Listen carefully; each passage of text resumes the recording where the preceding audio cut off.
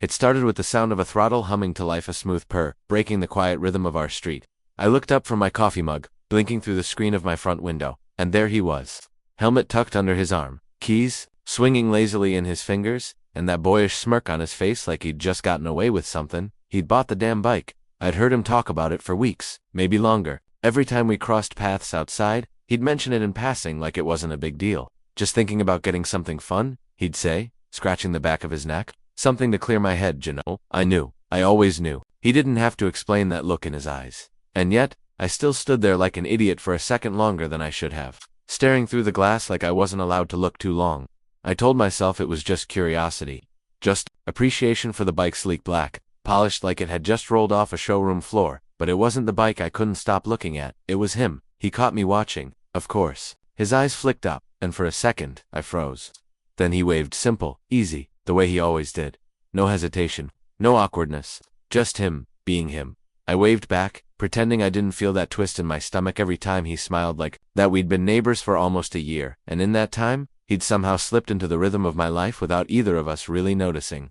He was the kind of guy who made conversation in elevators without it feeling forced. The kind who remembered small details like how I always ordered black coffee with a splash of vanilla, or that I couldn't stand the sound of ticking clocks. He'd remember, and he'd tease me about it, gently, always with that amused glint. In his eye, our balconies faced each other across the narrow gap between our buildings. At night, I'd sometimes find myself stepping out for air, only to see him already out there, shirt damp from a late-night run, earbuds still in, head tilted back as he looked up at the sky like he was trying to listen to something no one else could hear. We'd talk about everything and nothing. Music, work, why the moon looked lonelier in winter. Sometimes we'd sit there, both leaning on our respective railings, just being no words, just shared silence. He didn't know it, but those quiet moments with him were the safest I'd felt in a long time. Today, though, something was different. He walked toward my building like he had a purpose. Helmet still in hand, hair tousled by the breeze, he stopped at the edge of my lawn and called out, "You coming out or what?" I opened the door before I could think too hard. "Just wanted to congratulate you," I said, stepping out into the sun, hands in my pockets. "Bike looks good." He grinned, eyes trailing across my face like he was trying to read something written between the lines. "Thanks. Got it yesterday. Thought I'd take her out for a spin." My gaze dropped to the handlebars, then back to him. "Solo ride." He shrugged, wasn't planning on it.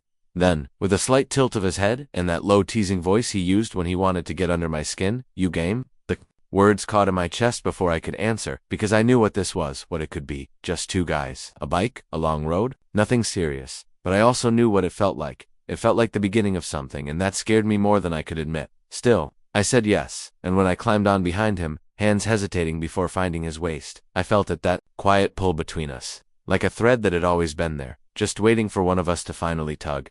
What I didn't expect was what I'd feel later, when the road stretched ahead and the world fell away, and something inside me began to shift. I don't know when our connection started feeling like more than neighborly banter. It wasn't a thunderclap moment, it was quieter than that, like a string being pulled slowly, invisibly, over time, tightening every time he smiled at me across the hallway, every time I heard his laugh drift up from the lobby when he was on a call. I think it started with coffee. That second week after he moved in, I found him sitting on the front steps, looking like a man who'd just lost an argument, with his own coffee maker, mug in hand, still half asleep, and muttering something about evil filters. I offered him one of my spares and poured him a cup from the flask I always carried to work. He took one sip and blinked. "You put vanilla in black coffee. It's called nuance," I said. "It's called a crime," he replied with a grin. From then on, it became a thing. I'd bring 2 cups down in the morning, one pure black, one with vanilla. He always took the plain one, but sometimes he'd switch them when he thought I wasn't paying attention, and when I sipped the wrong one and made a face, he'd just laugh like it was the greatest punchline in the world. That laugh, it got under my skin. We weren't close, not in the way people define best friends. We didn't know each other's childhood traumas or deepest fears, but we had a rhythm. We filled in each other's gaps without trying. If I was too in my head, he'd drag me out for takeout or make me watch his favorite movie scenes for the 100th time. When he was burned out, I'd sit beside him in silence and just be there. It was easy. Too easy, maybe. But the ease made me cautious, because there were moments, small ones, that felt like holding my breath. Like that time we stayed up too late on the rooftop, sharing a box of cookies and talking about regrets. He leaned back on his elbows, eyes on the stars, and said, "I think sometimes I get scared of being seen too clearly. Like if someone actually sees me, they'll leave." I remember the way he didn't look at me when he said it, and I remember how badly I wanted to reach for his hand but didn't. I never did. Until that day on the bike. He drove with one hand, confidently like the road belonged to him. I held on to the back bar for the first 10 minutes, too aware of the heat between us, but when he took a sudden curve, instinct made me grab his waist. He didn't say anything, just tapped my arm with his knuckles, as if to say, "You're good?" We stopped at a cliffside lookout, the kind of place where wind chews at your clothes and you feel like the sky might swallow you whole. He pulled off his helmet, running a hand through his hair, and I forced myself to look away before I stared too long. "Hell of a view, huh?" he said, tilting his head toward the sea below. "Yeah," I said, but I wasn't looking at the ocean. We walked a bit along the edge. He snapped a few pictures. I pretended I wasn't watching him. At one point, he turned the camera on me and said, "Come on, give me the mysterious biker sidekick look." I rolled my eyes. "That's not a thing." "It is now." He grinned and took the photo anyway. On the way back, something went wrong. Not with the bike, but with the road. Construction had closed off the main route home, and the detour was longer, twisting through wooded hills and, eventually, ending in a dirt path that led to a clearing. "Shortcut?" I asked, doubtful. "Looks like it. Unless you want to drive." An extra hour. ID in single quotes. We pushed on, bumping through uneven ground until the engine let out a strained whine. Then it stopped. He tried restarting it twice. Nothing. "Okay," he sighed, tugging off his gloves. "I may have miscalculated." "No shit," I said, only half joking. He looked over his shoulder at me, and for a second, we just stared at each other. It wasn't a glare. It wasn't frustration.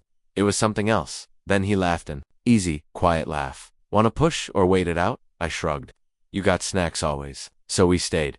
We leaned against the bike, trading chips from a crumpled bag he pulled from the seat storage. The sun was already dipping behind the trees. Shadows grew longer. The light changed softer golden. He glanced at me, his voice lower this time. "You ever think about just driving somewhere and not coming back?" I didn't answer right away. Instead, I asked, "Would you go alone?" He hesitated. The corner of his mouth twitched, like he wanted to say something but didn't know how. Then, softer than before, "Maybe not." That was the moment. Not a kiss, not a touch, just a silence that said too much, and I felt it. That pull again, between what was and what might be. He bumped his shoulder into mine and said, "We should have brought a blanket or something.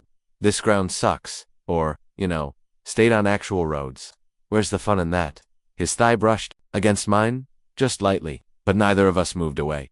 And I couldn't stop thinking maybe we were already off-road in more ways than one. We waited for the engine to cool off like it was a sick animal. We didn't know how to help. The clearing was quiet, now just the soft rustle of leaves overhead and the distant chirp of birds starting to settle for the evening. The sky was burning, down to a dusty amber. My knees were pulled up, arms wrapped loosely around them. He sat beside me, one leg stretched out, the other bent, fingers drumming against his boot. Neither of us spoke for a while, and that silence, it wasn't awkward. It was thick, like there was too much in the air, words unsaid, touches not given. I could feel the warmth of his shoulder even though it wasn't touching mine. That small space between us suddenly felt like a wall I didn't know how to cross. I glanced at him from the corner of my eye. He looked peaceful, eyes closed, a small smile playing at his lips, like he was exactly where he wanted to be. Like this detour wasn't a problem at all. How could someone be so at ease, while I sat here, heart tap dancing in my chest? My fingers curled tighter around my knees. What would happen if I leaned just a little closer? What would he do? Would he pull away, laugh it off? Would everything unravel? The fear of losing what we already had was louder than anything else inside me, louder than longing, louder than hope. And yet, I wanted more. As the light faded, the air cooled. He opened the storage compartment again and pulled out two thin ones. He tossed one my way. "Put this on. It gets colder out here than you think. Planning to camp here now?" I teased, trying to keep my voice light. He shrugged. "Could be worse." I slipped the jacket on, and it smelled faintly like him. Clean, a bit of citrus, something deeper beneath it, something I recognized but couldn't name.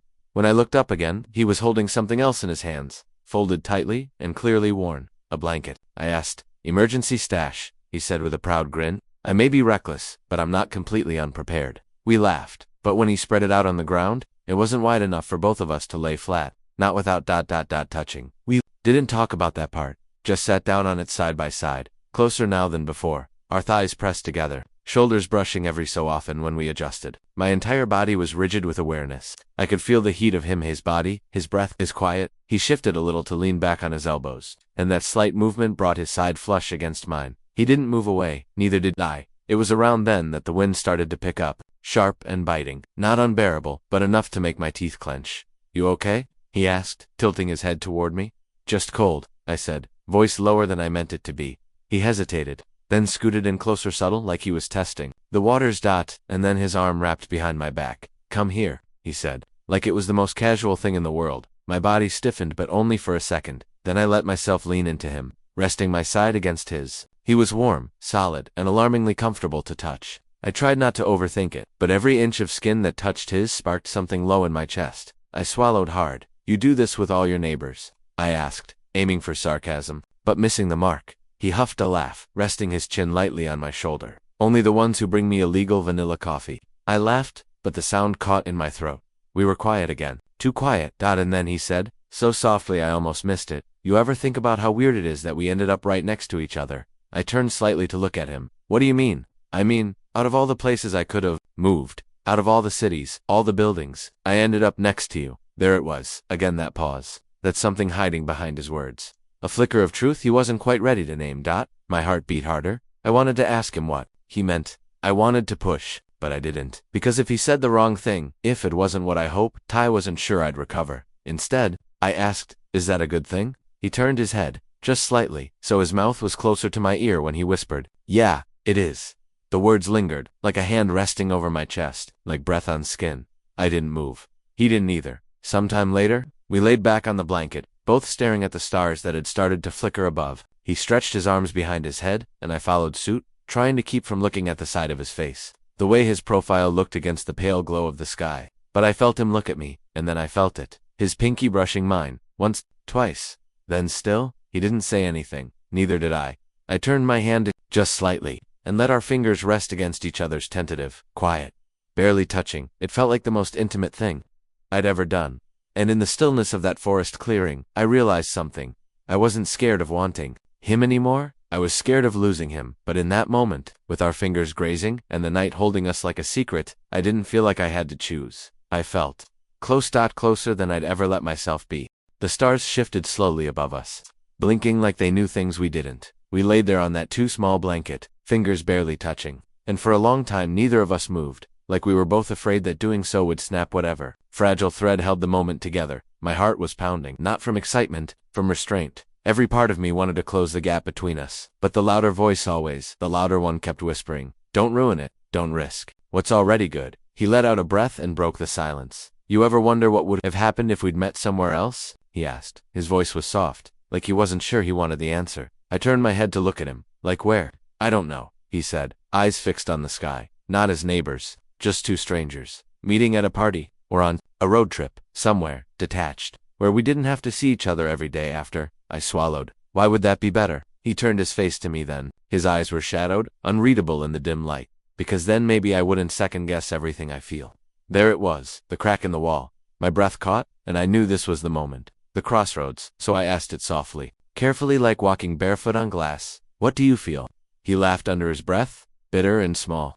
"You want me to say it?" I didn't answer. He rolled onto his side, propped up on one elbow, looking down at me. His brow was tense, but his voice was steady now. "I like you. Not just you're cool to hang out with. Like, not just you're funny and smart. Like, but the kind that keeps me up at night wondering if I'm crazy or just scared." I didn't breathe. I didn't blink. "You've been in my head for months," he continued. "Little things. The way you talk with your hands. The way you pretend not to stare when I stretch on the balcony." My face burned. "Yeah, I noticed," he added, and there was a flicker of a grin, but it faded as quickly as it came. I thought maybe I was making it up, that I wanted it too badly, that if I pushed too hard, it'd mess everything up. "You didn't," I said, finally. My voice cracked, and I didn't care. He looked at me like I'd just given him permission to breathe, and maybe I had, because I whispered, "You've been in my head too." He closed his eyes for a second, as if the words physically hit him. I kept telling myself it was just one-sided. I added, that I was reading too much into the way you looked at me, or laughed at stuff that wasn't that funny. "It was funny," he said. "Not always." He smiled. A real one this time, and then we were quiet again. Not because we had nothing left to say, but because we'd finally said enough. When he leaned in, it wasn't fast or dramatic, it was slow, measured, like he was still giving me time to pull away. I didn't. His forehead rested gently against mine, and my eyes fluttered closed. I could feel his breath against my lips, and every nerve in my body was lit up and humming. His hand hovered at my waist, not gripping, just resting. A question in the form of a touch. "I don't want to mess this up," he murmured. "You won't," I whispered, and then finally his lips touched mine, soft, careful, just once. Then again, firmer, more certain. I kissed him back. I don't remember breathing. I don't remember thinking. I remember warmth. The way his hands slid around to the small of my back, the way he tasted faintly of salt and wind and something that was unmistakably him. We pulled apart slowly, foreheads still pressed together, and I realized I was smiling. He was too. "This is insane," he said, his voice low and shaking slightly. Yeah, I've wanted to do that since like April. I laughed. Why didn't you? You kept looking at me like I was radioactive.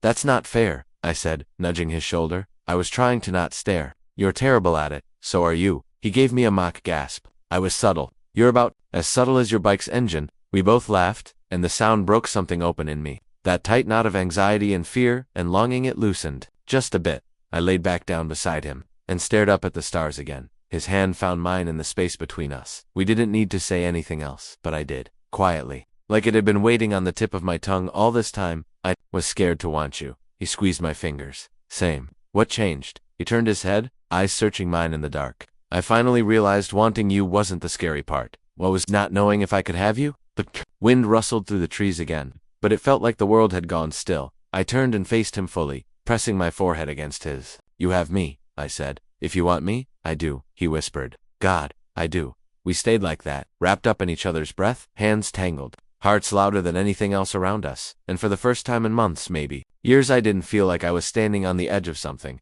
I felt like I'd finally stepped off the ledge and found something solid. We didn't move for a long time. His hand stayed wrapped in mine, fingers occasionally brushing, like we both needed to keep checking that the other was still real, still here, still his. I could feel the rhythm of his breath against me, now, deeper.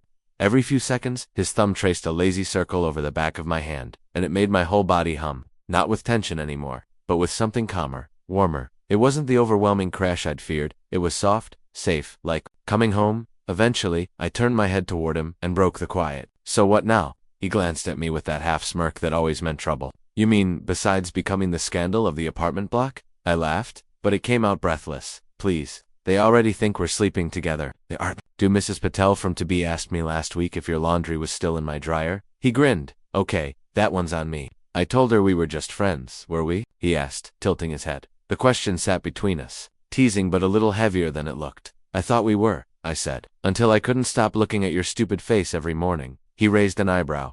My stupid face. You know what I mean? You're lucky I like you, he said, leaning in to kiss me against low and firm. This time, neither of us hesitated. When we parted, his voice was lower. You really mean that? That you want this? I nodded. Yeah, I do. He let out a breath like he'd been holding it in for hours. Good, because I don't want to go back to pretending this wasn't happening. Same. He reached over to brush a stray piece of lint from my jacket, his fingers lingering a little too long against my chest. Though, to be honest, I was sure you didn't feel the same. Why? Because you're careful, guarded, you keep everything locked up like someone might steal it. I didn't respond right away. He wasn't wrong. That's not about you, I said. That's just habit. Yeah. I got used to keeping people at a safe distance. Easier to survive that way. He nodded slowly, like he understood. Well, just so you know, I'm not going anywhere. Unless you really want? Me too. I don't, I said, my voice barely above a whisper. That smile returned to his lips. Then maybe we figure it out, he said, slowly. No pressure. No labels yet. If you don't want just us. I turned, my head toward the sky, breathing in the scent of pine and engine oil, and him. I like that. Weirdly romantic for a breakdown in the middle of nowhere. Huh, he added. Very on brand for you, I teased.